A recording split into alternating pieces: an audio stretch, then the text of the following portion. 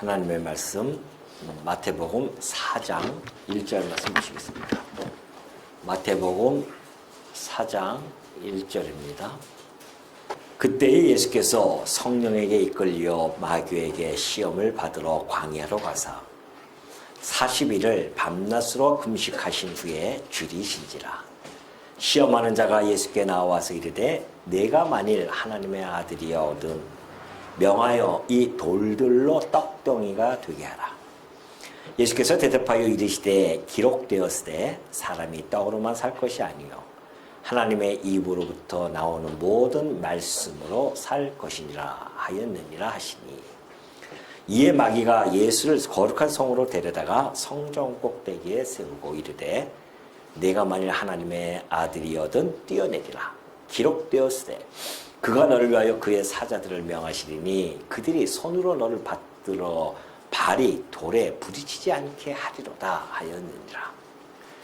예수께서 이르시되 또 기록되었으되 주 너의 하나님을 시험하지 말라 하였느니라 하시니, 마귀가 또 그를 데리고 지극히 높은 산으로 가서 천하만국과 그 영광을 보여 이르되 만일 내게 엎드려 경배하면 이 모든 것을 내게 주리라. 이에 예수께서 말씀하시되 사탄아 물러가라. 기록되었으되 주 너의 하나님께 경배하고 다만 그를 섬기라 하였느니라.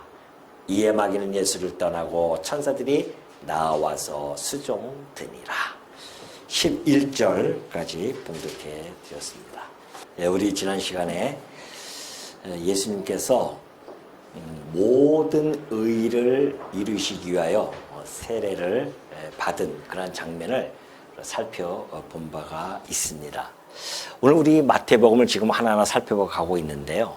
우리가 마태복음을 통하여서 예수가 그리스도 되심을 우리는 지금 증명받고 있는 중입니다.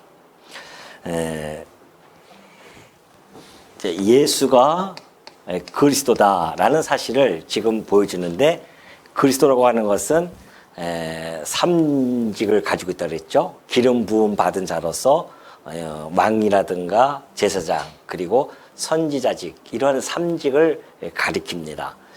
그런데 이 마태복음의 전반적으로 흐르는 내용을 보면은 그리스도께서 그 삼직에 대한 내용을 너무나 잘 밝혀주고 있습니다. 예수님이 바로 그리스도라는 사실이죠. 그것을 우리가 그동안 살펴본 내용을 보면은 첫 번째는 족보입니다. 족보를 통해서 예수가 그리스도 되심을 나타내주고 있는데, 그 족보에는 놀랍게도 그리스도의 그 삼중직이 잘 투영되어져 있었습니다. 우리가 한번 살펴본 바가 있었죠. 그리고 나서 이제 출생도 있습니다. 예수님께서 출생을 하셨는데 동방 박사들이 와서 하는 이야기가 유대인의 왕이 어디 있느냐라고 하면서 그의 왕 되심을 증언해 주고 있죠. 또 지금 세례입니다. 지난 시간에 우리가 세례를 통했는데 출생을 통해서 왕이고요. 그리스도를 삼직을 다 설명해 주고 있고, 그리스도의 출생을 통해서 왕이 탄생되었음을 증언해 줬고, 세례, 지난 시간에 우리가 살펴보았듯이 세례는 죽고 살아나는 것, 곧 죄에 대하여 죽는 모습 아니겠습니까? 그러니까 대속 제물로 이 땅에 오셔서 죽으시는 그런 모습을 잘 보여주고 있습니다.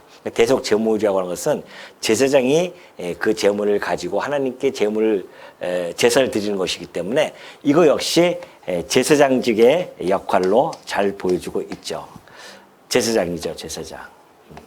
그리고 이제 오늘 우리가 살펴보는 내용이 시험입니다. 시험도 이제 저희가 이제 다 살펴보면 알겠지만은 예수님께서 말씀으로 마귀의 시험을 승리하십니다. 그러니까 말씀을 통하여서 승리함으로 말미암아 이 시험도 역시 예수 그리스도의 그 선지직을 통하여서 너무나 잘 이겨내고, 그로 말미암아 예수가 그리스도 되심을 하나하나 증언해 가고 있는 내용을 우리가 지금 살펴본다는 것이죠. 오늘 우리가 이제 살펴볼 내용이 바로 이 시험입니다. 예수님이 이제 시험을 받으시는데, 예수님께서 이 인류의 이 죄를 구속하기 위해서 이 땅에 오셨습니다. 그래서 구속주로서 이제 본격적으로 공생애를 시작하죠. 그 공생애를 시작하기에 앞서서 이제 크게 두 가지 준비 과정을 거칩니다. 그 첫 번째가 세례였었죠. 세례를 통하여 모든 의를 이루기 위해서 이제 세례를 받으셨고요. 두 번째는 이 시험을 통해서 이제 공생에 앞서서 이 시험을 통하여 그리스도의 그 공생애를 시작하는 준비의 마지막 단계입니다. 그럼 왜 이렇게 시험을 받으셔야겠는가? 사실은 이제 예수님께서 이 인류의 모든 역사를 보면은 각자마다 우리가 사명을 안고 이 땅에 태어납니다. 과거에 제가 초등학교 때 아마 그런, 우리 때는 다 아실 거예요. 뭐였죠? 국민교육 헌장이었죠? 그래서 우리는 이 땅에 사명을 띠고 이 땅에 태어났다 그러잖아요. 벌써 다 아시네요. 세대가 훨씬 저보다 낮으니까 혹시 기억하지, 우리 세대는 잘 기억 못 합니다. 민족 중의 역사적 사명을 띠고 이 땅에 태어났다고 합니다. 사명을 얘기하잖아요. 모든 우리가 다 사명을 띠고 이 땅에 태어났다는 거 아니겠습니까? 우리도 그러할지언데 하나님의 아들이 이 땅에 오셨는데 사명 없이 오셨겠습니까? 그것도 그 사명도 보통 사명이 아니라 인류를 구원하기 위한 사명입니다. 그러니 인류 역사상 가장 큰 사명을 띠고 이 땅에 오신 그 예수님 앞에 그가 치러야 할 그 시련과 시험은 오죽 하겠습니까? 그렇기 때문에 그걸 통과해야 하나님의 아들 그리스도로서의 그 사명을 수행할 수 있다는 겁니다. 그 중에 하나가 이제 이 시험을 통과가 되어져야 됩니다. 근데 문제는 왜 시험을 받으시는데 1절에 보면 그러죠. 그때에 예수께서 성령에게 이끌려가요. 예수님이 세례를 받을 때에 성령이 비둘기처럼 강림하셨습니다. 그래서 성령이 충만하셨어요. 그 충만하신 성령께서 예수님을 이끌고 광야로 끌고 갑니다. 광야에 갔더니만 마귀가 시험 딱 준비를 해놓고 기다리고 있는 거죠. 그래서 마귀에게 시험을 받으러 딱 광야로 가십니다. 자, 우리가 생각해 보면은 하나님의 아들을 마귀가 시험한다고요? 희한하잖아요. 근데 그러면 이것이 하나의 통과 의례라고 한다면 왜 꼭 마귀에게만 받아야 되는가? 그 이유가 있다는 겁니다. 그 이유는 역사 초기로 거슬러 올라가야 됩니다. 역사 초기죠. 바로 첫 아담입니다. 우리가 첫 아담이라고 하는 용어를 사용하는 것은 둘째 아담이 있기 때문에 그래요. 하나님께서 첫 아담을 만드셨죠. 그리고 첫 아담은 오실자의 표상이었었어요. 그래서 둘째 아담이 있습니다. 이게 둘째 아담이죠. 예수님이 바로 둘째 아담입니다. 하나님께서 보내신 둘째 아담입니다. 자, 이 첫 아담은 하나님의 만드신 에덴 동산에서 참 이렇게 행복하게 살 수 있었는데 하나님이 딱 하나 계명을 주셨어요. 율법을 주셨습니다. 금과법이라고 하죠. 이 선악과만은 너희가 먹지 마라. 그렇게 명령하십니다. 그러면서 엄청난 큰 형벌이 따름을 보여줍니다. 이것을 먹는 날에는 정령 죽을 거야. 그러죠. 근데 이 아담이 이 마귀의 유혹에 빠져버립니다. 그래서 그걸 먹어도 안 죽어라고 했던 그 마귀. 그리고 그걸 먹으면 오히려 하나님처럼 돼라고 하는 그러한 그 명예와 그런 것들에 휙 빠져버렸어요. 그래서 그는 선악과를 따서 먹습니다.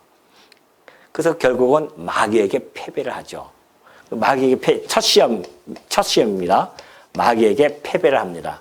마귀에게 패배하고 나서 주어지는 그 결과는 너무나 처참하고 혹독합니다.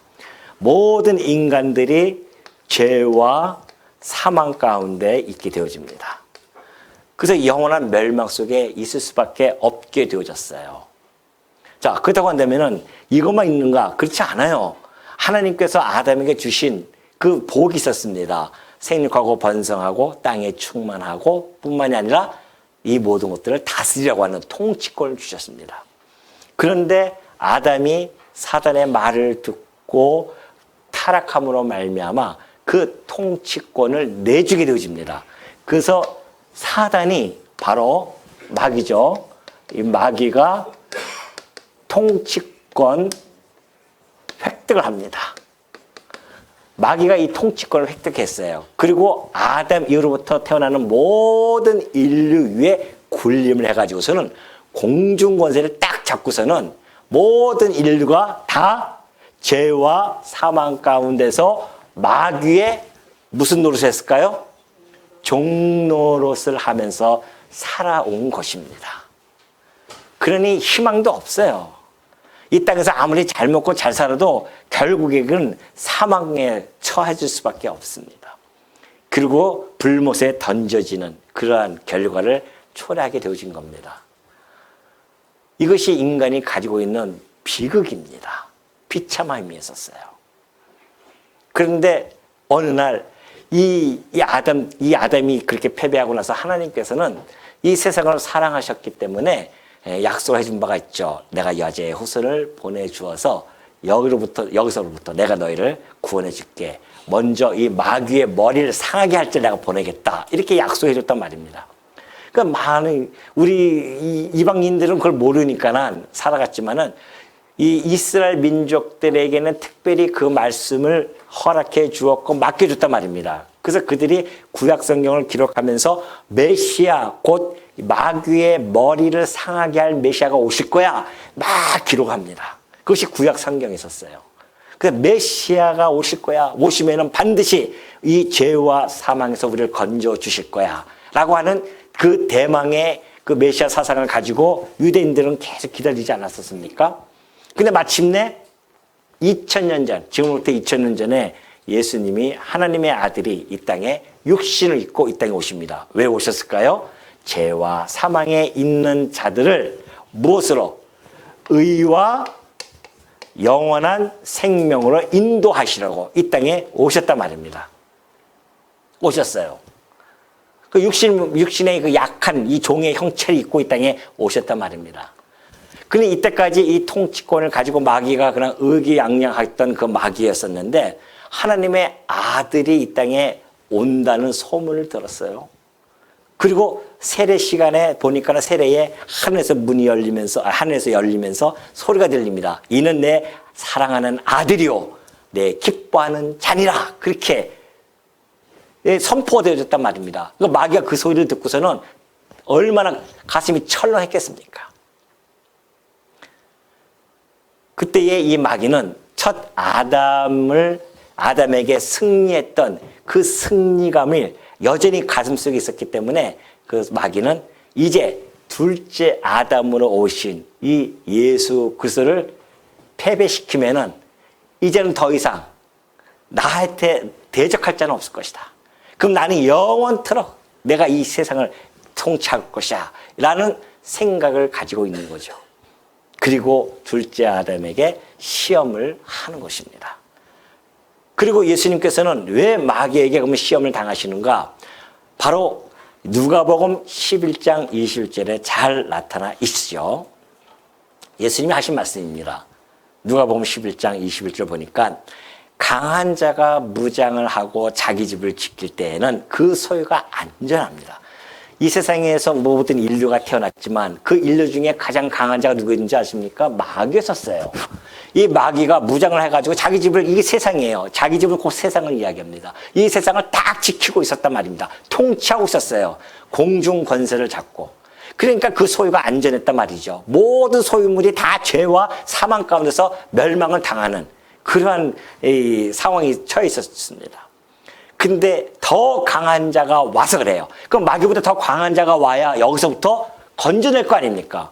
더 강한 자가 와서 그를 굴복시킬 때에는 그가 믿던 무장을 빼앗고 가지고 있던 이 통치권, 뭐 권세 이런 것들, 마귀의 권세들을 그걸 다 빼앗고 그의 재물을 나눈다는 겁니다. 그가 가지고 있던 이 재물들, 모든 인간들, 자기의 종으로 삼았던 그런 모든 인간들, 거기서 하나님께서 이 둘째 아담이 와서 이것을 강한 자가 와서 이 권세를 깨트리고 이들 여기서부터 나눠야 된단 말입니다. 여기 있던 자들을 이쪽으로 나눠줘야 된단 말이죠. 나누러 이 땅에 오셨어요.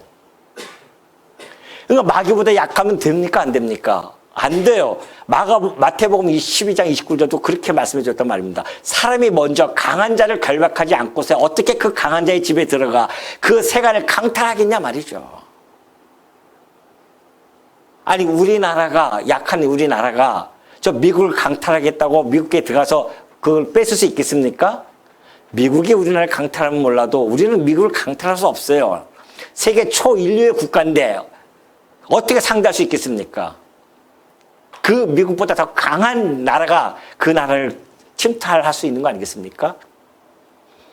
그것처럼 이 사람이 강한 자를 결박하지 않고서는 안 된단 말입니다. 그러니까 예수님이 이 땅에 오셔서 이제 이 죄와 사망에서 건져내기 위해서는 이 강한 자를 일단 그 통치권, 그 세력을 약화시켜야 됩니다. 약화시켜야 돼요. 그래서 그래야만 이걸 강탈시킬 수가 있으니까 그 집을 이 통치권을 사용하지 못하도록 하기 위해서는. 그래서 예수님이 오셔서 마귀에게 첫 시험을 당하시면서 그의 이 통치권을 완전히 쇠퇴시키기 위하여 이 마귀의 시험을 받는 것입니다. 그래야 하나님 나라가 역동적으로 도래했다는 것을 알리는 그런 사건이에요. 그래서 이 시험의 승리는 하나님 나라가 이렇게 역동적으로 도래했다. 이것을 보여주는 전주곡이란 말입니다. 시험이. 그것부터 시작되어지는 거예요. 그리고 십자가 사건을 통하여 사단의 머리를 완전히 깨부시죠. 왜? 사망의 권세를 이기고 부활하시니까. 그리고 마지막 종말 때는 오셔서 그 사단을 완전히 다 사로잡고서는 어디로 집어넣습니까? 불못에다가 던져서요. 이것이 하나님이 펼쳐나가시는 역사의 프로그램입니다. 그 과정 중에 지금 있는 거예요. 그러니 마귀가 이 땅에 통치하다가 이제 진정한 하나님 나라의 통치자이신 그리스도께서 이 땅에 오셨으니 얼마나 겁이 나겠냐 말입니까? 그래서 안 되겠다. 빨리 넘어뜨리기만 하면. 왜 첫 아담은 만만했었거든요. 근데 이 둘째 아담도 만만히 본 거죠. 내가 넘어뜨리면은 이제 이 통치권은 이 세상은 다 우주만물 다 내 것이야. 그러한 의기양양 속에서 예수님에게 온 겁니다.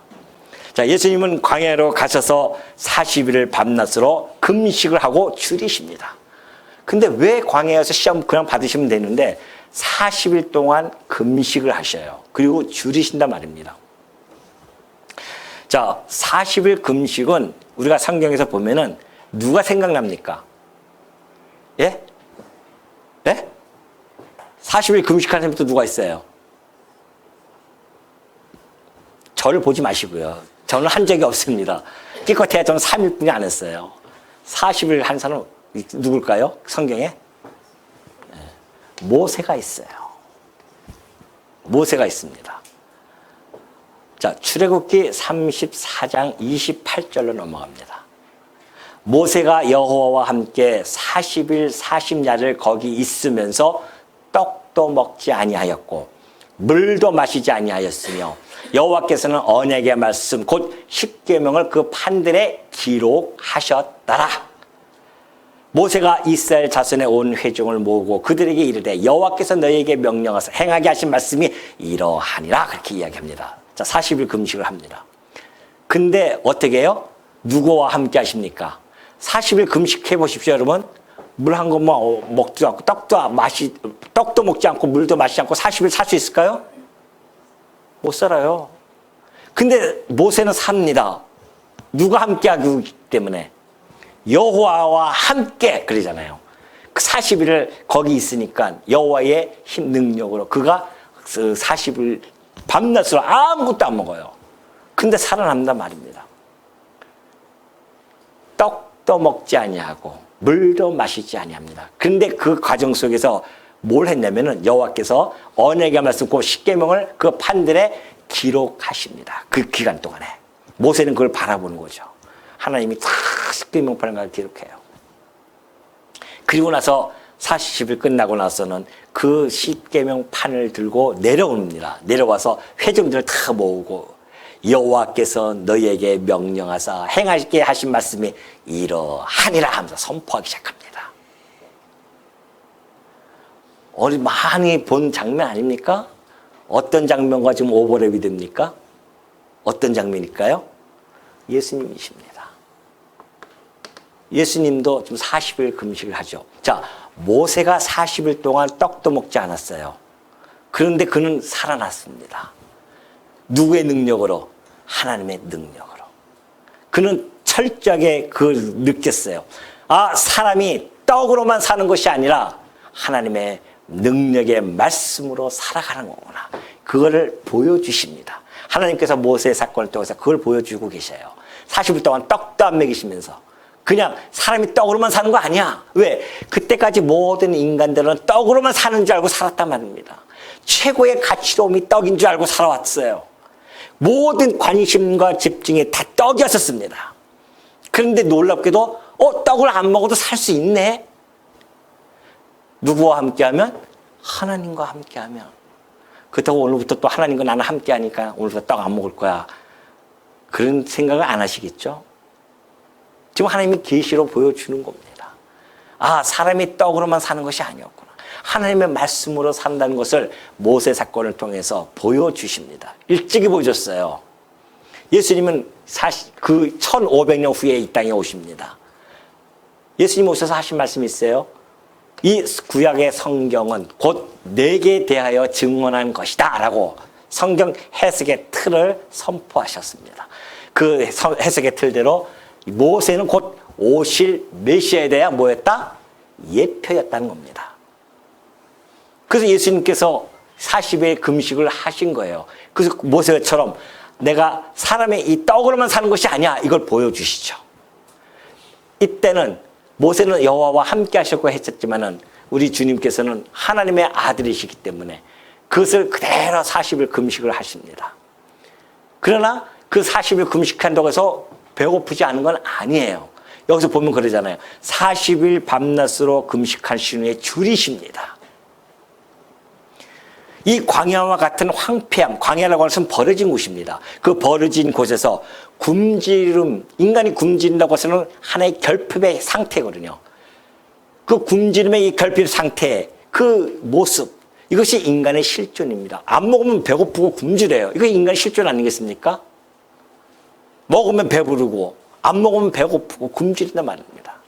그 인간의 실존의 모습을 그대로 보여주십니다. 다시 말해서 하나님의 아들이 오셨지만은 육신의 몸을 입고 오셨기 때문에 참 인간의 모습을 그대로 보여주셔요. 그래야 그분이 하나님의 아들로서 또는 참 인간으로서 우리를 구속해 줄 수 있는 자격 요건이 형성되기 때문에 그래요.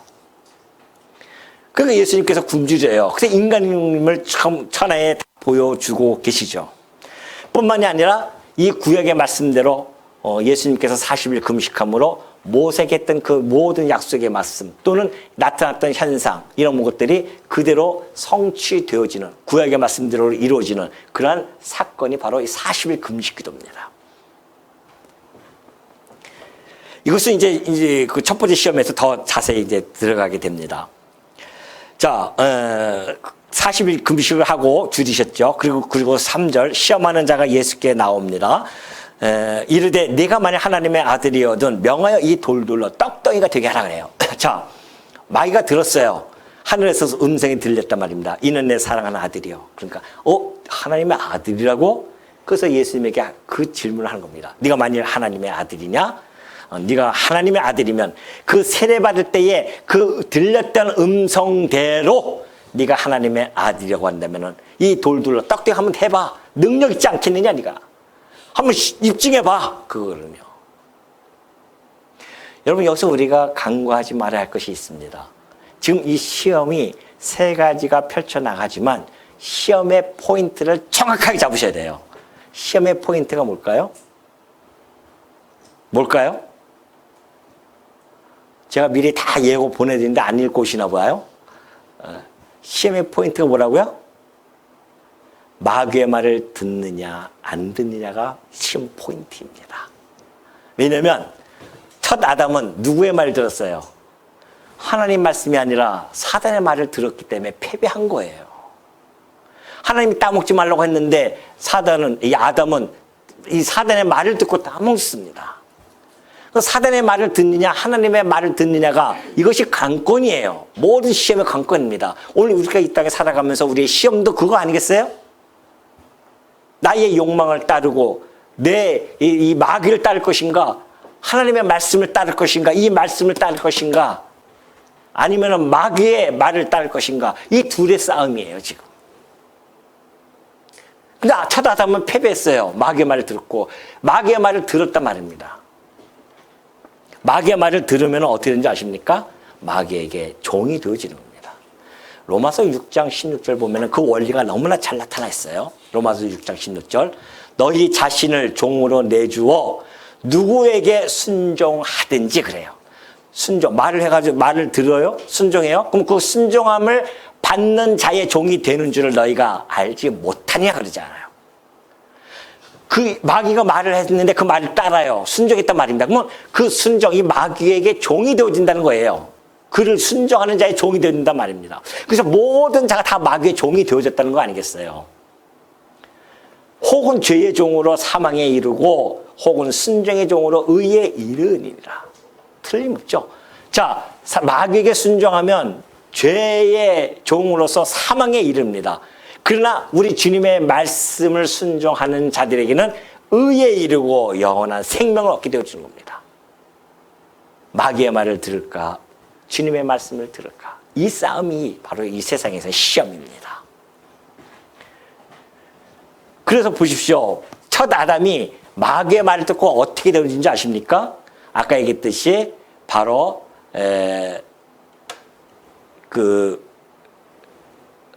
에베소서 2장 2절을 제가 안 해놨군요. 예, 죄송합니다. 뺐네요. 에베소서 2장 2절 여기 있네요. 밑에 보면은 에베소서 2장 2절 보면 뭐라고 적혀 있습니까? 그때 너희는 그 가운데서 행하여 이 세상 풍조를 따르고 또 공중의 권세 잡은 자를 따랐으니 곧 지금 불순종의 아들들 가운데서 역사하느니라 그래요. 공중의 권세 잡은 자를 다 따를 수밖에 없었습니다. 이때는. 그래서 예수님께서 오셔서 회개하라 하는 이야기는 이 마귀를 따랐던 너희들 이제는 회개 돌아서라. 마음을 돌아서고 누굴 따르라? 예수 그리스도를 따르라고 그렇게 하는 이야기입니다. 그러니 여러분 이 마귀의 말을 듣느냐 안 듣느냐 이것이 시험 포인트라니까요. 그 예수님께서 그 말을 듣겠습니까? 하나님의 아들 능력 있죠? 그래. 내가 하나님 아들 입증해 줄게. 떡을 먹었다? 이때는 우리는 끝난 거예요. 우리는. 예수님만 끝난 것이 아니라 이 모든 인류가 소망이 끝나버립니다. 더 이상. 없어요, 소망이. 지금 여러분이 이 3장, 이 첫 번째 시험 앞에 우리의 가슴을 조이고 좀 봐야 된단 말입니다. 우리 주님은 첫 아담과 어떻게 다르게 대처해 나가시는지 혹시 첫 아담처럼 마귀의 말 듣고 떡을 해 먹으시는지 봅시다 한번. 4절 예수께서 대답하여 이르시되 기록되었으되 다르죠? 첫 아담이 만약에 너 이 선악과를 따먹어 했을 때에 아담이 기록되었으되 뭐라 그때는 기록이 안 되었죠. 하나님이 말씀하시되 그렇게 했으면 패배하지 않았을 텐데 우리 주님처럼 둘째 아담은 전혀 다르신 분입니다. 마귀에게 있어서는 넘사벽이에요. 그는 꼼짝 못하는 거죠. 주님이 하실 말씀은 이렇습니다. 사람이 떡으로만 살 것이 아니요 하나님 입으로부터 나오는 모든 말씀으로 살 것이라 하였느니라 그래요. 그래서 첫 번째 시험을 이겨나가십니다. 말씀으로 응대해 주고 계시죠. 사실은 이 사단은 얼마나 교묘한지 모릅니다. 하나님의 말씀을 가지고서는 막 회방을 하는 자가 이 사단이거든요. 아까 얘기했듯이 하나님, 네가 만약 하나님의 아들이면 그래요. 하나님께서 하늘에서 내 아들을 했는데 그 말씀을 회방시키는 거죠. 네가 하나님의 아들이면. 또는 이 사단, 이 첫 아담에게도 그러지 않습니까? 아니야. 그거 먹는다고 죽지 않아. 하나님의 말씀을 왜곡시킵니다. 뿐만이 아니죠. 또 베드로도 역시 마찬가지입니다. 베드로도 예수님께서 내가 곧 순환받아서 죽어야 된다고 하니까 그리 하지 마십시오. 하나님 그리스도의 말씀을 갖다가 적극적으로 회방하고 막는 것 이것도 사단의 짓입니다. 예수님께서 사단아 물러가라 그러지 않습니까? 이렇듯이 이 사단은 하나님의 말씀을 왜곡시키고 곡해시키면서 계속해서 우리에게 접근해 나가고 있죠. 접근해 오고 있는 것입니다. 그러니까 인간들이 안 넘어가야 안 넘어갈 수가 없어요. 사단의 유혹에는. 더군다나 인간들은 오로지 관심이 뭡니까? 떡입니다. 세상의 기준은 뭔지 아십니까? 세상의 기준이 뭘까요? 욕망이에요. 인간은 다 욕망을 가지고 살아갑니다. 욕망이 기준으로 살아가요. 그 욕망을 채우고자 합니다. 내 육신의 욕망, 쾌락의 욕망, 모든 것을 채우고자 좀 살아가고 있지 않습니까? 이 마귀 아래 놓여 있는 자들의 삶의 그 모습들이에요. 그러나 성도는 전혀 달라야 됩니다. 예수님이 오시고 나서 그 이후에 삶의 우리는 달라지는 거예요. 그래서 우리는 욕망의 기준이 아니라 하나님 말씀이 기준이 되어져서 살아가는 자를 뭐라고 부릅니까? 성도라고 하는 겁니다. 예수님 당시에 예수님이 오병이어로 떡 5개, 물고기 2마리로 5,000명을 먹입니다. 그러니까 그 다음날 또 예수님을 쫓아다녀요. 예수님이 뭐라고 하시냐면 저들이 내 표적을 보고 따라오는 것이 아니라 먹고 배부름 때문이라 그래요. 인간은 자기를 먹고 배부르게 하는 자를 따라갑니다. 거기서 자기의 욕망을 채워줄 수 있으니까. 그러나 성도는 전혀 그러면 안 된다는 것이죠. 성도는 구별되어진 자들입니다. 우리는 먹고 배부른 턱에 배부른 것을 때문에 예수 그리스도를 따르는 것이 아닙니다. 오히려 우리는 굶고 헐벗고 그런다 할지라도 핍박과 고난이 온다 할지라도 우리는 예수 그리스도를 따르는 자들입니다. 그런 자들이 성도예요.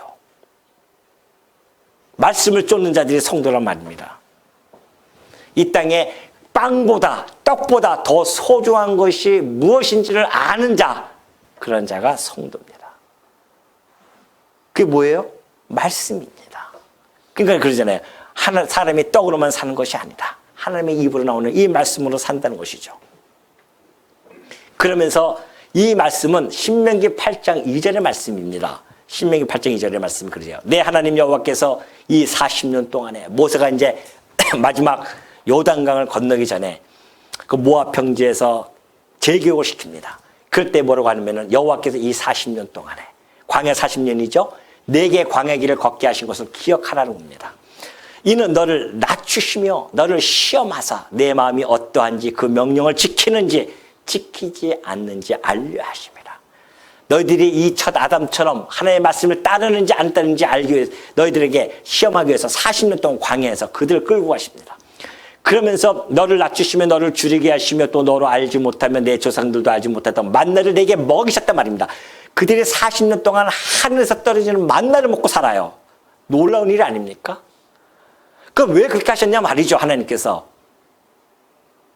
지상에서 떡을 먹을 수도 있는데 하나님께서 하필 만나로 40년 동안 먹이셔요. 그 이유가 있다는 겁니다. 그 이유는 사람이 떡으로만 사는 것이 아님을 알게 해 주시려는 것이었다 그래요. 사람이 떡으로만 사는 거 아니다. 여호와의 입에서 나오는 모든 말씀으로 사는 줄 내가 알게 하려 합니다. 사람의 생명이 근본적으로는 떡에 의존되어 있다고 믿는 것이 세상입니다. 떡 안 먹으면 죽는 줄 알죠.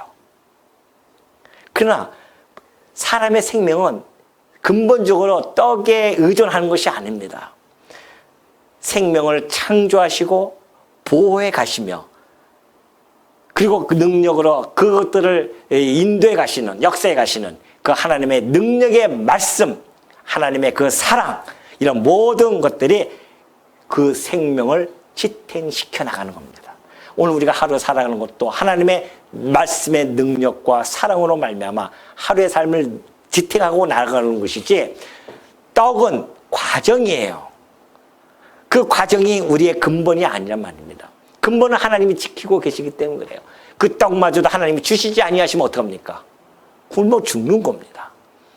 그걸 알게 하시기 위하여 40년 동안 광야에서 그들을 보내신 겁니다. 똑같잖아요. 모세도 40년 동안 오로지 말씀 안에서만 살게끔 그렇게 40주년을 금식하게 하셨고, 이스라엘 백성도 40년 동안 그 돌아다니면서 만나를 먹으면서 우리가 저 가나안 땅에 들어가면 이제 우리가 씨 뿌려서 떡을 먹고 살 것인데, 우리가 그것만 먹고 사는 것이 우리의 전부가 아니라 우리는 하늘에서 오는 그 하나님의 말씀, 곧 생명의 양식, 곧 예수 그리스도를 너희가 바라보면서 그 말씀으로만 사야 된다는 것을 그들에게 철두철미하게 가르쳐준 거란 말입니다.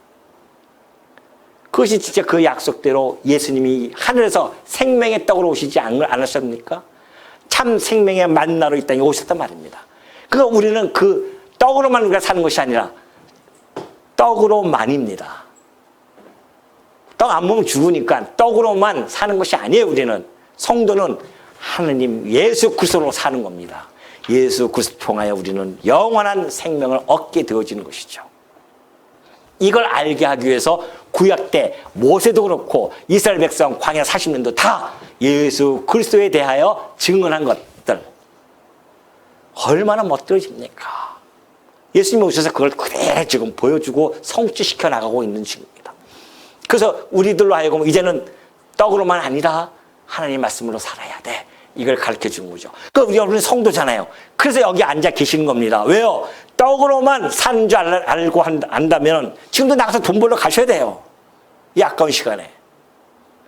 그런데 그러지 않고 우리는 떡으로만 사는 것이 아니라 하나님의 말씀으로 산다는 것을 깨달았기 때문에 오늘 이렇게 모여서 하나님의 말씀을 좀 듣고 그 말씀으로 우리의 삶을 지탱해 가고 있는 중에 아니겠냐 말이죠.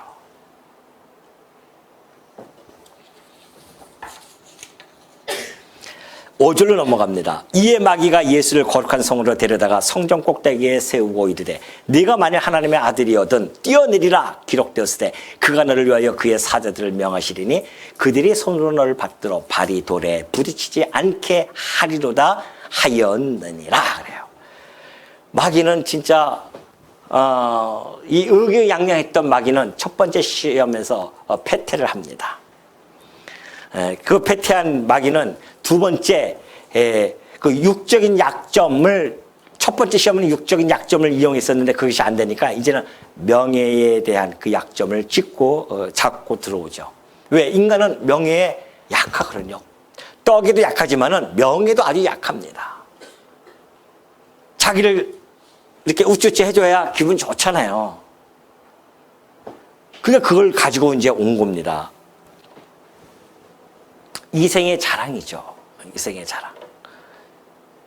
시험 장소로 끌고 가는데 성전 꼭대기입니다. 성전, 그때 당시 예루살렘 성전은 해발 750m 정도의 높이의 성전을 지었었습니다. 그는 높죠. 그 성전 꼭대기에서 그가 예수님을 거다 세워놓고 그렇게 이야기하는 겁니다. 뛰어내려. 뭐라고요? 만일 하나님의 아들이거든. 입증해봐. 네가 하나님의 아들이면 한번 뛰어내려봐. 그러면은 봐라 시편에 보니까는 뭐라고 적혀 있냐면은 천사들이 그들의 하나님께서 천사들을 보내서 발을 붙들어 준다고 하지 않았느냐. 그 시편의 말씀은 사실 그런 뜻은 아니었습니다. 그렇게 어떤 모험의 행위를 보호하기 위해서 그렇게 정당화시켜주기 위한 그런 말씀이 아니거든요. 사단은 언제나 그 말씀을 교묘하게 이용한다니까요. 이단들 보십시오. 이단들 다 이 말씀 가지고 해요. 딴 얘기 하지 않습니다. 뭐 불법을 가지고 불경을 가지고 와서 이야기하지 않습니다. 똑같이 다 성경을 이야기해요. 마귀처럼. 마귀도 다 성경을 가지고 인용한단 말입니다. 그러니 우리 성도가 얼마나 이 말씀을 알되 정확하고 철저하게 베레아 성도들처럼 알아야 되는지를 우리가 다시 한번 깨닫게 되어집니다. 섣불리 알면요 이단대대 다 넘어가요. 지금 저 신천지에 넘어간 그 수많은 기독교인들이 왜 넘어간 줄 아십니까? 성경에 대해서 정확하게 철저하게 모르니까. 그들이 가지고 온 그 말씀을 가지고서는 여기 조금 저기 조금 보여주면서 끌고 가면은 그냥 끌려가는 겁니다. 처음 듣는 소리네, 처음 듣는 소리네 하면서. 우리가 왜 이렇게 성경을 읽어가면서 하나하나 철두철미하게 나가는 이렇게 상고하는 이유는 그런 이단에게 빠지지 않기 위해서 성경을 철저하게 우리가 상고하는 겁니다. 대항할 수 있는 힘이 있어야 되잖아요. 맨날 하다가 잠깐 기다려봐요. 전화해가지고 목사님 바꿔줄게요. 그러지 마시고 대항하셔야 됩니다. 철저히 공부하셔가지고서는. 그러니 이 사단이 그걸 이용합니다. 하나님의 말씀을 이용해가지고선 그러죠. 이 예루살렘 성전은 하나님 계시의 장소입니다. 뿐만 아니라 예루살렘 역사가 있잖아요. 성전에는 역사가 있고 그리고 그들의 삶의 경험이 있습니다. 그리고 그들의 희망도 있는 곳이 바로 예루살렘 성전이에요. 그 꼭대기에서 만약에 뛰어내린다? 근데 천사들이 탁 받든다? 와 메시아다, 메시아다. 얼마나 그러겠습니까? 그러면 구태여 그 고통 속에서 십자가의 그 형벌을 받으면서 그렇게 안 해도 그냥 메시아로 인정을 받을 거 아닙니까? 그렇지 않다는 겁니다. 하나님께서 네가 만약에 어떠한 상황이 있든지 간에 하나님의 아들이면 하나님 너를 보호하실 거야. 그것이 하나님을 시험하는 거였거든요. 예수님은 말씀으로 다시 한번 그거를 대응합니다. 7절에 보면 그러죠. 예수께서 이르시되 또 기록되었으되 또 기록되었자 하나님 말씀입니다. 주 너희 하나님을 시험하지 말라 하였느니라 해요. 이 말씀도 신명기에 있는 말씀이죠. 이 말씀 무슨 얘기냐면은 이스라엘 백성들이 광야에서 가다가 목이 말라 죽겠어요. 모세에게 항의합니다. 모세야, 왜 우리를 이 광야에 끌고 와서 이렇게 목말라 이를 다 죽게 하느냐? 이제는 막 항의합니다. 그 하나님이 막 돌을 들어서 죽이려고 하니까 모세가 하나님께 얘기하니까 하나님께서 바위를 치라고 하잖아요. 그래서 바위에서 물이 나오면서 그들이 물을 먹고 살아납니다. 그래서 그 이름을 마사라고 합니다. 근데 그 지역이 마사에서 그들이 하나님을 시험을 한 거거든요. 아니, 하나님, 우리를 이 애굽 땅에서 건져내셨으면 책임져 주셔야 되는데 하나님 능력도 없으십니까? 왜 이렇게 우리를 목말라게 하십니까? 이 이야기거든요. 그때에 이 모세가 신명기에서 그런 말씀을 하신 겁니다. 다 모아놓고, 이거 다 신명기 말씀들이에요. 모아놓고서 너희가 마사에서 여호와를 시험하던 것처럼 시험하지 마. 그렇게 마지막 당부를 하는 것이 바로 이 내용이 있었어요. 예수님은 그 말씀을 들고서는 한 겁니다. 기록되었을 때 주 너희 하나님을 시험하지 말라 하지 아니하였느냐. 왜 하나님을 시험하는 것이죠. 오늘 이 땅에 살아가면서 우리도 많은 시험을 하고 있지 않습니까? 여러분 시험하지 않습니까? 시험하지 않으세요? 하나님을? 먹을 것 때문에, 입을 것 때문에 걱정하고 근심하는 거 하나님을 시험하는 겁니다. 그 하나님 시험하는 겁니다. 아니, 하나님이 당신의 자녀를 보호해 가시는 아버지인데 그 아버지 시험하는 거예요. 아버지 그럴 수가 있습니까? 지금 힘들어 죽겠습니다. 내가 배고파요. 우리를 이렇게 여기서 날 이 땅에 태어나게 해서 이렇게 날 굶어 죽이려고 합니까? 목말라 죽이시렵니까? 이것이 하나님을 시험하는 일들입니다.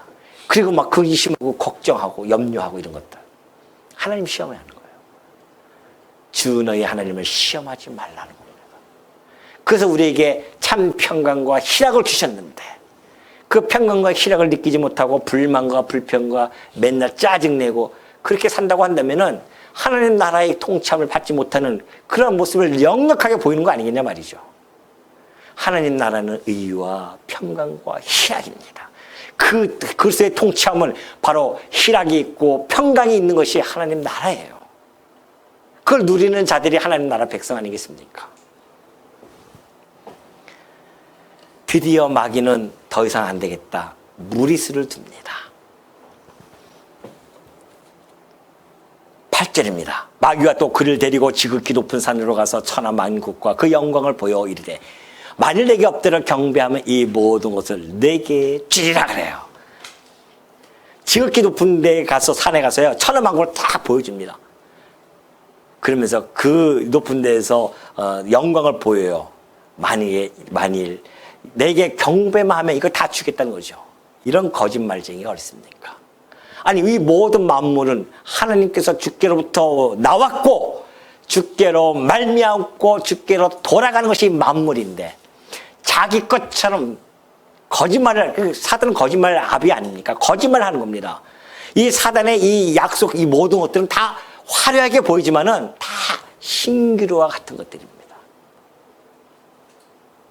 물론 사단이 가지고 있는 권세는 있어요. 이것이 바로 6장, 누가복음 4장 6절에서 그렇게 이야기한 거죠. 사단이 예수님을 시험할 때 같은 누가복음인데 약간 여기는 다르게 나와 있죠. 이르되 이 모든 권위와 그 영광을 내가 내게 주리라. 여기서는 간단하게 기록했지만 누가는 이것을 좀 더 한 걸음 더 나가서 이렇게 설명해 주고 있어요. 그러면서 사단이 이 영광 내가 다 내게 줄게. 하나님의 아들 내게 줄게. 왜냐하면은 이 권위와 영광은 이것은 내게 넘겨준 것이다 그래요. 누가 넘겨줬어요? 아담이 넘겨줬잖아요. 아담이 패배함으로 말미암아 이거 줬단 말입니다. 이 통치권, 이 권위와 그 영광을. 그러니까 사단이 그걸 아주 자랑스럽게 얘기해요, 지금. 이것은 내게 넘겨준 것인데 네가 원하면 내가 원하는 자에게 내가 줄 것이다. 그냥 경배 한번 해. 절하면 된다는 거죠. 종교적인 심성을 파고 들어옵니다.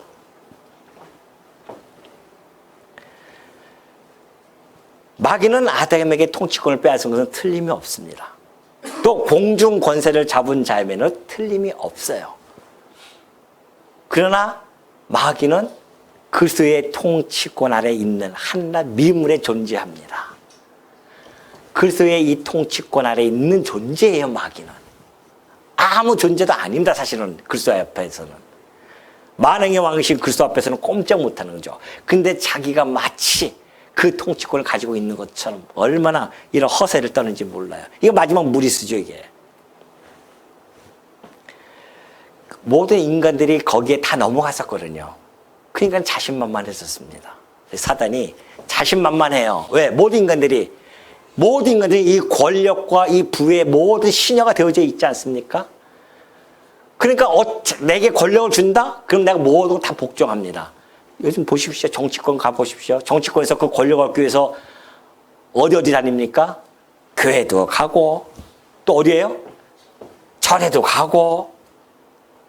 이번에 뭐 해프닝이 있다고 했는데 부산에서 교육감을 뽑는데 그냥 교육감을 하는데 부흥회가 돼가지고서 완전히 이게 뭡니까? 부흥회 해가지고서는. 근데 그 교육감 나온 사람이 불자 무슨 회장이래요. 근데 그 부흥회 가서 교육감 한번 따고자 교회 가서. 이것이 권력의 시니어들이 하는 이야기입니다. 마귀에게 놓여 있는 세상은 그럴 수밖에 없어요. 그렇습니다. 그러니 사단이 그걸 너무나 잘 알고 있으니까 예수님에게도 그렇게 지금 하는 거죠. 차라리 십자가에 져서 당하는 이 고난, 이 형벌 받고 영광을 얻느니 내게 절하나 간단하게 절하면 그 영광을 내가 줄게 라고 하는 이 달콤한 속삭임, 이 유혹, 결국은 자기 수하에 넣고자 하는 이 마귀의 간괴, 이걸 간파하지 못하겠습니까? 누가? 우리 주님께서요? 알죠.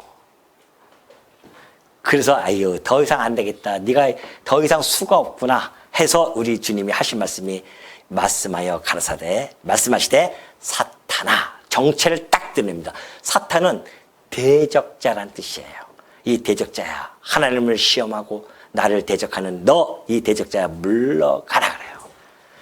보십시오. 우리 주님의 통치권이 얼마나 강한지. 너 물러가 하면 끝나는 거예요. 가는 거예요. 어딜 감이 있습니까? 기록하였으되 주 너의 하나님께 경배하고 다만 그를 섬기라 하였느니라 그래요. 오로지 경배의 대상은 하나님 외에 없어 이놈아. 그런 거죠. 그러면서 떠나라고 그렇게 합니다. 더 이상 너의 시험을 내가 불허하겠다. 단호한 의지로 물러가라고 합니다. 그리고 떠나요. 말 한마디에 떠납니다. 꼼짝 못하고 더 하고 싶었을지도 모르죠. 마귀가. 근데 예수님이 너 떠나 하면 떠날 수밖에 없는 존재입니다. 아무것도 아니에요. 그러니까 마귀를 두려워할 필요가 없습니다. 우리는. 이 당시에는 우리가 마귀에게 종노됐지만은 여기는 우리가 그리스도의 종이에요. 이제는. 신분이 바뀌었습니다. 보십시오. 요한계시록 보니까는 이렇게 되어 있어요. 20장 1절 보면 또 내가 보면 천사가 무저갱의 열쇠와 큰 쇠사슬을 그의 손에 가지고 하늘로부터 내려와서 용을 잡으니 곧 옛뱀이요 마귀요 사탄이라 잡아서 1000년 동안 결박해요. 우리 그리스도께서는 천사를 보내서 야 결박해 하면 결박하는 겁니다. 또 무저갱에 던져 넣어 잠그고 그 위에 임봉하여 1000년이 차도록 다시는 만국을 미혹하지 못하게 하는데 그 후에는 반드시 잠깐 놓여요. 또 결박하기도 하시고 잠깐 놓기도 하시는 분이 누구다? 만왕의 왕이신 그리스도, 바로 그분이십니다. 그러니 여러분, 그분이 이 시험을 온전히 다 말씀으로, 마귀의 말을 듣지 않고, 첫 아담은 마귀의 말을 막 듣고 패배하여 통치권을 빼앗겼지만 우리 주님은 마귀의 말을 듣지 않고 오로지 예수 하나님의 말씀으로 승리함으로 말미암아 하나님의 아들 그리스도심을 온 만천에 선포하는 그러한 과정이 바로 이 시험의 과정이었습니다. 우리 주님의 이 시험은 곧 첫 아담은 그 마귀의 말을 듣고 순종함으로 패배했지만 둘째 아담이신 우리 주님께서는 하나님의 말씀으로 이 마귀를 시험을 완전히 분쇄해버렸습니다. 그래서 인류의 그 구속의 근거를 마련하신 겁니다. 이게 시작이에요. 일단 이 마귀의 이 통치권을 완전히 완전히 약화시켜버립니다. 강한 자가 와서 결박을 해버린 거죠. 그래서 시험에서 이 승리함으로 말미암아 이제 인류 구속의 근거를 딱 마련했어요. 죄에서 의로, 사망에서 영생으로 옮겨갈 그 예수 그리스도의 승리로 말미암아 그 기점이 되어진 겁니다. 이제 시작입니다. 본격적으로. 그래서 이기고 나서는 곧바로 가서 뭐라고 합니까? 회개하라. 천국이 가까이 왔다. 선포가 되어지는 것이죠. 그뿐만이 아닙니다. 예수님의 승리로 말미암아 이때는 사단에게 다 졌지만은 이제 우리는 예수 그리스도를 통하여서 이 땅이 떡으로만 사는 것이 아니구나. 이걸 우리가 알게 되어집니다. 성도는 이제는 떡이 아니라 하나님의 말씀으로 산다는 것을 알죠. 그래서 우리는 말씀을 오늘도 공부하고 말씀을 먹고 그리스도를 따르면서 살아가는 겁니다. 생명의 근원이신 바로 예수 그리스도를 우리가 쫓아가게 되어졌죠. 이제는 이 떡이 우리의 최고의 가치로움이 아니라 우리의 최고의 가치로움은 하나님의 말씀 곧 그리스도라는 사실을 깨닫고 우리는 살아갑니다. 그것이 이 장을 열어주신 거예요. 우리 주님께서. 이제 마귀의 시험에 여기서 맨날 져가지고서는 종로 타지 말고 예수 그리스도의 이 승리로 말미암아 승리 깃발 딱 꽂아놨어요. 우리는 그 깃발을 향해서 가는 중입니다. 그래서 사단과 싸울 때에 때로는 질 때도 있어요.